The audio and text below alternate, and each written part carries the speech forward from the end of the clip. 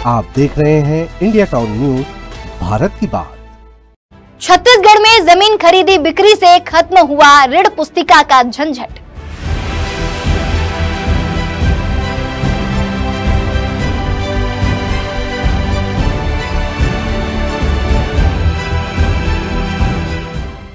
नमस्कार, स्वागत है आपका इंडिया टाउन न्यूज में। मैं हूं आपके साथ संजना कुशवाहा। अगर आप कभी जमीन की खरीदी बिक्री या फिर रजिस्ट्री के चक्कर में पड़े हैं तो ऋण पुस्तिका नाम सुनते ही माथे पर पसीना आ जाता होगा। यह छोटी सी किताब किसानों और जमीन मालिकों के लिए बड़ी सिरदर्दी बन चुकी थी, लेकिन अब राहत की खबर है, जहां छत्तीसगढ़ की सरकार ने एक ऐतिहासिक फैसला लेते हुए जमीन की रजिस्ट्री में ऋण पुस्तिका की अनिवार्यता अब खत्म कर दी। यानी कि अब रजिस्ट्री के लिए इस दस्तावेज की जरूरत नहीं रहेगी।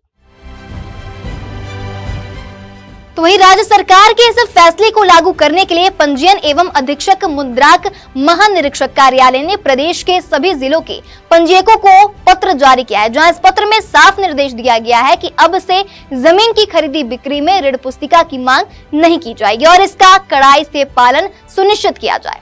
दरअसल किसानों की जमीन से जुड़ी जानकारी पहले राजस्व अभिलेखों में दर्ज होती थी और उसी आधार पर उन्हें ऋण पुस्तिका जारी की जाती थी। इसमें किसान को दिए गए कर्ज, बंधक या अन्य वित्तीय लेन देन का पूरा रिकॉर्ड रहता था। लेकिन जैसे जैसे तकनीक आगे बढ़ी, अब ये सारी जानकारी ऑनलाइन पोर्टल भुइयां पर उपलब्ध है, जहां छत्तीसगढ़ में सभी राजस्व रिकॉर्ड, खसरा, नक्शा और B1 की कॉपी ऑनलाइन हो गई है, जिसे कोई भी आसानी से देख सकता है। ऐसे में ऋण पुस्तिका की जरूरत अब नहीं रह गई है। अक्सर देखा गया है कि किसान या खरीदार को जमीन बेचने के बाद नई ऋण पुस्तिका नहीं मिल पाती थी। इससे उन्हें सरकारी दफ्तरों के चक्कर काटने पड़ते थे।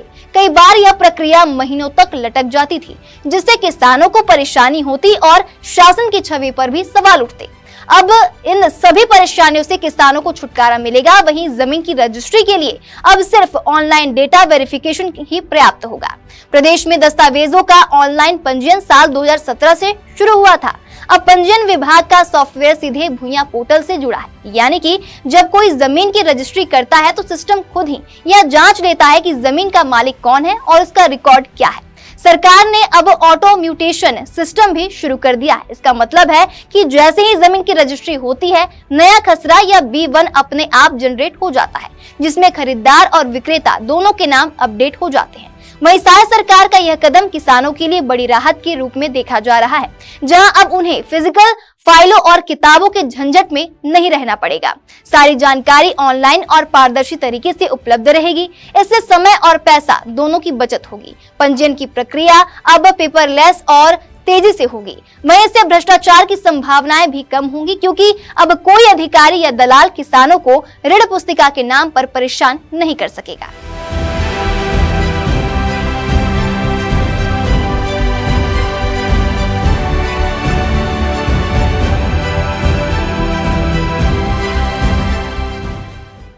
तो कुल मिलाकर छत्तीसगढ़ सरकार का यह कदम न केवल किसानों के लिए राहत लेकर आया, बल्कि यह डिजिटल और पारदर्शी प्रशासन की दिशा में बड़ा कदम भी है।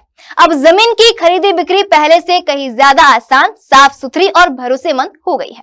फिलहाल अभी के लिए इतना ही। अगली बार फिर हाजिर होंगे एक नए विषय को लेकर। तब तक के लिए देखते रहिए इंडिया टाउन न्यूज, भारत की बात। नमस्कार। आप देख रहे हैं इंडिया टाउन न्यूज, भारत की बात।